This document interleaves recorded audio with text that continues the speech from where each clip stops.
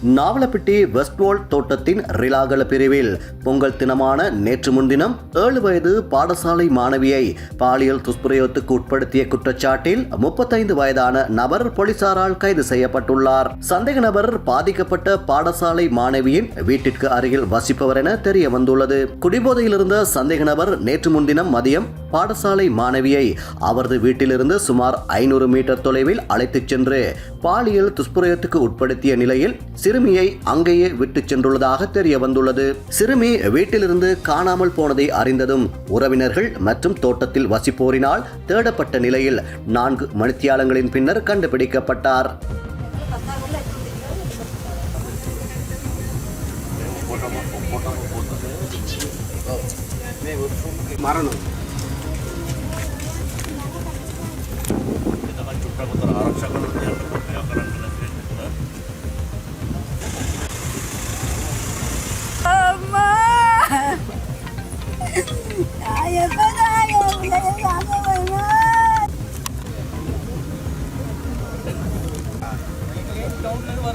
පහමාර්ට විතර අපේ ගෙදර ඉඳලා ගියා. ගිහිල්ලා මේ එළියට ගියා විතරයි. ඊට පස්සේ ළමයා නැහැ. අපි ඔක්කොම හැව්වා. 10 වෙනකම්ම හැව්වා. ඊට පස්සේ අතනට ගියාම ඒගොල්ලෝ තමයි කෑ ගහලා කිව්වේ මේ බබා ඉන්නවා කියලා. ඊට පස්සේ හොස්පිටල් එකට අරන් ගියා. එතකොට මේ මූණේම මේ ලේ තිබුණා. ඇඳුම් භාගයක් තමයි තිබුණේ. சிறுமி சந்தேக நபரின் பெயரை வெளிப்படுத்திய பின்னர் அவரது உறவினர்களால் நாவலப்பிட்டி போலீசாரிடம் முறைப்பாடு செய்யப்பட்டுள்ளது. பாடசாலை மாணவியை நாவலப்பிட்டி மாவட்ட பொது வைத்தியசாலையில் அனுமதித்தனர். பின்னர் மேலதிக சிகிச்சைக்காக பேராதனை குழந்தைகள் மருத்துவமனைக்கு மாற்றப்பட்டுள்ளார். கைது செய்யப்பட்ட சந்தேக நபர் நாவலப்பிட்டி நீதவான் நீதிமன்றில் இன்று முன்னிலைப்படுத்தப்பட உள்ளார். நாவலப்பிட்டி போலீசார் மேலதிக விசாரணைகளை மேற்கொண்டு வருகின்றனர்.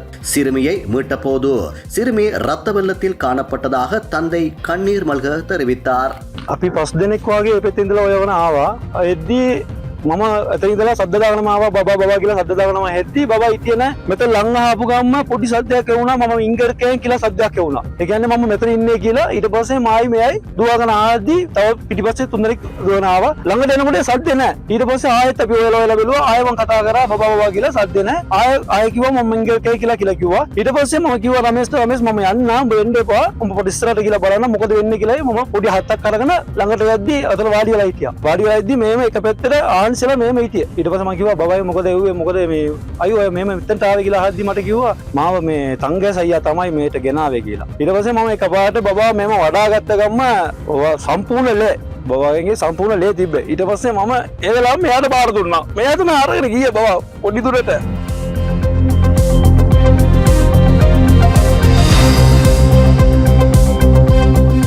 ඊයේත් මේම කරලා තුන්නාසේ මේ අර මේ කසුපු වෙනදා අනිතක සම්පූර්ණම කසුපු එක නතර කරන්න ඕනේ. මේ කසුපු තමයි පළවෙනි වார்த்தාවට මේ දූෂණය කරන්න මේවා කරන්නේ. බීපුවම එයාලට මොනවද වෙන්නේ කියලා දන්න හොන්ටටම බොනවා අඩු ගාන්ටම බොනවා කසුපු ගෙනලා දීලා දූෂණය කරනවා.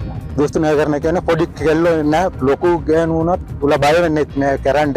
ඒකට හරි තීරණයක් අපිට කරන්න ඕනේ. හරි තීරණයක් දෙන්න ඕනේ. ඒක කොටිම නැති කරලා දාන්න ඕනේ. ඒක තමයි අපි බලාපොරොත්තු වෙන්නේ. கொழும்பு ஜிந்துப்பிட்டி பகுதியில் நேற்றிரவு நடத்தப்பட்ட துப்பாக்கிச் சூட்டில் நபர் ஒருவர் கொல்லப்பட்ட சம்பவம் 2 பாதாள உலக குழுக்களுக்கு இடையில் ஏற்பட்ட மோதலின் விளைவு என போலீஸ் ஊடக பேச்சாளர் சிரேஷ்ட போலீஸ் அத்தியட்சகர் FW உட்லர் தெரிவித்தார். இதற்கமைய இந்த சம்பவம் தொடர்பில் 3 போலீஸ் குழுக்கள் விசாரணைகளை ஆரம்பித்துள்ளதாக போலீஸ் ஊடக பேச்சாளர் குறிப்பிட்டார். சம்பவத்தில் 4 வயதுடைய சிறுவனும் 3 வயதுடைய சிறுமியும் துப்பாக்கிச் சூட்டுக்கு இலக்காகி காயமடைந்ததுடன் அவர்கள் சிகிச்சைக்காக கொழும்பு சீமாட்டி ரிஜ்வே சிறுவர் வைத்தியசாலையில் அனுமதிக்கப்பட்டுள்ளனர். 2 பிள்ளைகளின் நிலைமை சீராக உள்ளதாகவும் மருத்துவ குழுவினர் பிள்ளைகளுக்கு தேவையான சிகிச்சைகளை அளித்து வருவதாகவும் போலீஸ் ஊடக பேச்சாளர் மேலும் குறிப்பிட்டார். இத்துப்பாக்கிச் சூட்டில் படுகாயமடைந்த கொழும்பு 13 பிரதேசத்தைச் சேர்ந்த 44 வயதுடைய நபர் கொழும்பு தேசிய வைத்தியசாலையில் அனுமதிக்கப்பட்ட பின்னர் உயிரிழந்தார். ஜிந்துப்பிட்டி 125 வத்தை பகுதியிலேயே இந்த துப்பாக்கிச் சூடு இடம்பெற்றுள்ளதுடன் முச்சக்கர வண்டியில் வந்த குழுவினரே இந்த துப்பாக்கிச் சூட்டை நடத்திவிட்டு தப்பிச் சென்றுள்ளதாக ஆரம்ப கட்ட விசாரணைகளில் தெரிய வந்துள்ளது. குறிப்பாக துப்பாக்கிதாரி முஸ்லிம் பெண்கள் அணியும் புர்காவை அணிந்து வந்து துப்பாக்கிச் சூடு நடத்திவிட்டு தப்பிச் செல்லும் CCTV காட்சிகளும் வெளியாகியுள்ளன.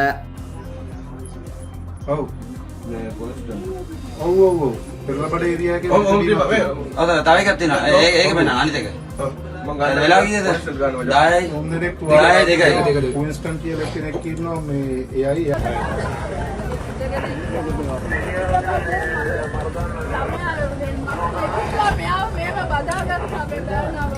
ළමයිලා දෙන්න ඒගොල්ලෝ පට කරලා තියාගෙන ගියා. යම්මේ අතේ බඩ පොලිසිය කිව්වා.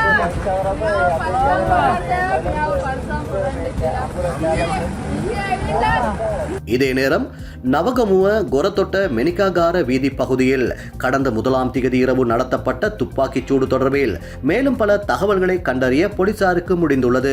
வீடொன்றிற்குள் இருந்த 3 நபர்களை இலக்கு வைத்து இந்த துப்பாக்கிச்சூடு நடத்தப்பட்டதோடு அதில் ஒருவர் உயிரிழந்ததுடன் ஏனைய 2 படுகாயமடைந்தனர். இந்த துப்பாக்கிச்சூடு தொடர்பில் ஹோமாகம பிராந்திய குற்றத்தடுப்பு விசாரணை பிரிவினரால் விசாரணைகள் ஆரம்பிக்கப்பட்டிருந்தன. அதற்கமைய விசாரணை அதிகாரிகளுக்கு கிடைத்த தகவலின் அடிப்படையில் வியகம போலீஸ் பிரிவுக்குட்பட்ட பேரகஸ் ஆந்திய பகுதியில் இக்குற்றத்தை திட்டமிட்டமை மற்றும் அதற்கு உதவியமை தொடர்பில் சந்தேக நபர் ஒருவர் நேற்று மாலை கைது செய்யப்பட்டுள்ளார். சந்தேக நபர் 24 வயதுடைய பொரளை பிரதேசத்தைச் சேர்ந்தவர் என போலீசார் தெரிவிக்கின்றனர். வெளிநாட்டில் உள்ள ஒழுங்கமைக்கப்பட்ட குற்றவாளி ஒருவரால் இக்குற்றச் செயல் வழிநடத்தப்பட்டுள்ளமை விசாரணையில் தெரிய வந்துள்ளது. ஹோமாகம பிராந்திய குற்றத்தடுப்பு விசாரணை பிரிவு மேலதிக விசாரணைகளை மேற்கொண்டு வருகிறது. இதேவேளை T-56 ரக துப்பாக்கிக்கு பயன்படுத்தப்படும் 18 மேகசின்கள் மற்றும் 25 தோட்டாக்களை தம்பசம் வைத்திருந்த இலங்கை ராணுவத்தின் ஓய்வு பெற்ற கேப்டன் ஒருவர் மினுவாங்கொடை மிரிஸ்வத்த பிரதேசத்தில் வைத்து நேற்று கைது செய்யப்பட்டதாக போலீசார் தெரிவித்தனர். மேல் மாகாண வடக்கு குற்றத்தடுப்பு பிரிவினரால் குறித்த சந்தேக நபர் கைது செய்யப்பட்டுள்ளார். இதே நேரம் மதவாச்சி கடவத்தகம பிரதேசத்தில் உள்ள வீடொன்றில் நேற்று இடம்பெற்ற தாக்குதல் ஒன்றில் 2 பிள்ளைகளின் தந்தையொருவர் உயிரிழந்துள்ளார். மூத்த மகன் நடத்திய தாக்குதலினாலேயே இந்த மரணம் சம்பவித்துள்ளதாக ஆரம்பகட்ட விசாரணைகளில் தெரிய வந்துள்ளது. மட்டக்களப்பு புத்தூர் பிரதேசத்தில் உள்ள மதுபான சாலையொன்றின் முகாமையாளரை மது போத்தலால் தாக்கிய சம்பவம் தொடர்பில் ஒருவர் நேற்று கைது செய்யப்பட்டுள்ளதுடன் மேலும் 2 தேடப்பட்டு வருகின்றனர். கடந்த 9ஆம் திகதி இரவு குறித்த மதுபான சாலைக்கு சென்ற 4 கொண்ட குழுவினர் மது அருந்தியுள்ளனர்.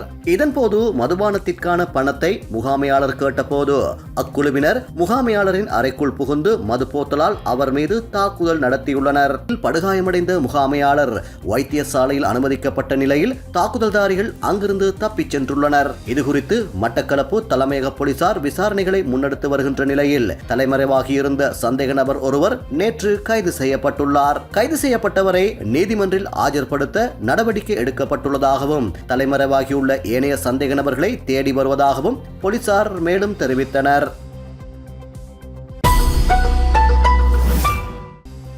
துபாயிலிருந்து இந்நாட்டிற்கு போதைப்பொருள் வலையமைப்பை வழிநடத்தும் பிரதான கடத்தல்காரரான துபாய் இஷாரா என்பவரின் போதைப்பொருளை விற்பனை செய்யும் சந்தேக நபர்கள் 3 கம்பளை போலீசார் இன்று முற்பகல் கைது செய்துள்ளனர். அவர்கள் வசமிருந்து 5 கிராம் ஹெரோயினையும் போலீசார் கைப்பற்றியுள்ளனர். குறித்த சந்தேக நபர்கள் மோட்டார் சைக்கிளை பயன்படுத்தி கம்பளை, நாவலப்பிட்டி, உலப்பனை, தொலுவ, கெலியோயா, பேராதனை, வெலிகல்ல ஆகிய பகுதிகளுக்கு இந்த ஹெரோயினை விநியோகம் செய்து வந்துள்ளனர். இதன்போது கம்பளை தொலுவ பகுதியில் 2 கம்பளை மகர பகுதியில் 1 போலீசாரால் கைது செய்யப்பட்டுள்ளனர்.